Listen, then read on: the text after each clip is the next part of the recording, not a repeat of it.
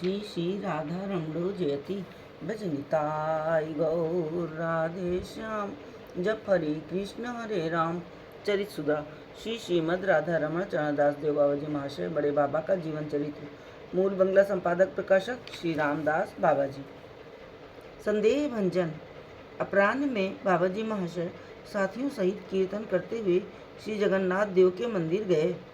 आबाल वृद्ध स्त्री पुरुष सभी पुरीवासी उन्हें देखते ही आश्चर्यचकित हो गए।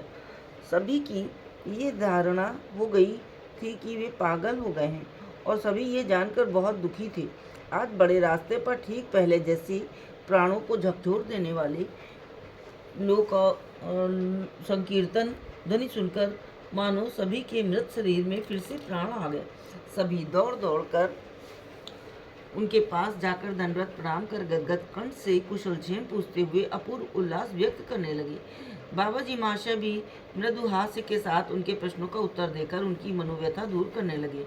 मंदिर पहुंचकर ज्यों ही उन्होंने जगन्नाथ देव के दर्शन किए, आंसुओं से मुख और वक्षस्थल भीग गया।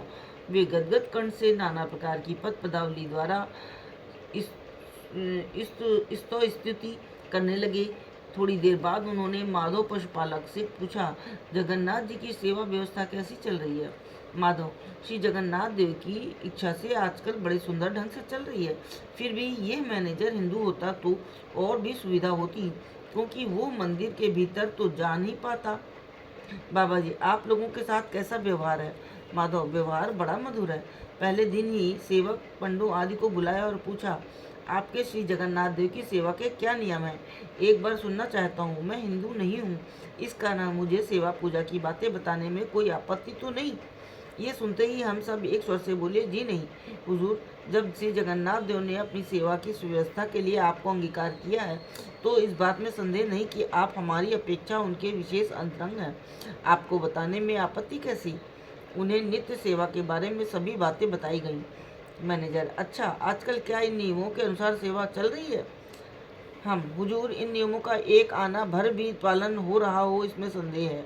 24 घंटों में जिस दिन दोपहर को भी भोग लग जाता है, हम समझते हैं कि आज सेवा अच्छी हुई।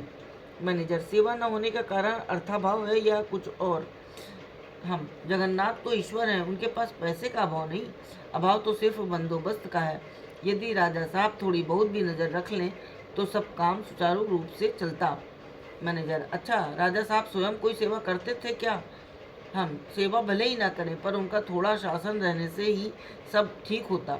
मैनेजर, जगन्नाथ सिर्फ राजा के उपास्य देव हैं या आप लोगों के भी? हम, राजा के हैं और हमारे भी। मैनेजर, अच्छा, सेवा ही तो उपासना है? हम, जी हाँ, सेवा ही प्रधान उपासना है, बिना सेवा के साध्य वस्तु नहीं मिलती। मैनेजर, तो जिसमें कर्तव्य ज्ञान रहता है उन्हें उपासना के लिए दूसरे के शासन की क्या आवश्यकता? बड़े दुख की बात है, आप लोग हिंदू हैं, आपके अपने उपास्य देवता की उपासना या सेवा की व्यवस्था के लिए मैं एक ईसाई आया हूँ। इसमें आप अपना अपमान नहीं मानते?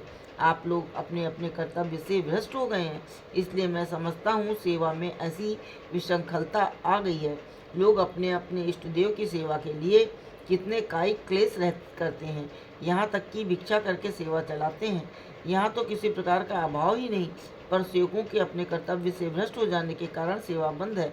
इस विषय में क्या करना चाहिए, इसका भार मैं आप लोगों पर ही छोड़ता हूँ। साहब की बात सुनकर हमारी आंखों में आंसू आ गए। हम सब एक स्वर से कहने लगे, वास्तव में इसके लिए हम लोग ही पूर्णतः दोषी हैं। यदि हम अपने इष्ट देव की सेवा में इतनी अवहेलना न करते तो अब बात इतनी दूर तक न पहुँचती। जो भी हो, कल से हम अपने अपने कर्तव्य के प्रति विशेष रूप से जागरूक रहेंगे। मैनेजर प्रसन्न होकर बोले, बड़े सुख की बात है, अपना काम आप स्वयं ही कर लें तो दूसरे को कहने का मौका ही ना रहे। अब यदि आपको चैतन्य न हुआ तो समझ लें कि बड़े अनिष्ट की आशंका हो सकती है। उसी दिन से तीनों धूप, पांचों अवकाश और बड़े श्रृंगार आदि का काम बड़े सुंदर ढंग से चल रहा है। सुबह 10 बजते ही प्रथम भोग लग जाता है।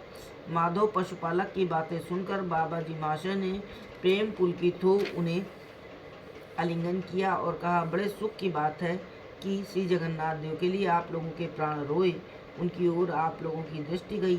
सब इच्छा मैं की इच्छा है।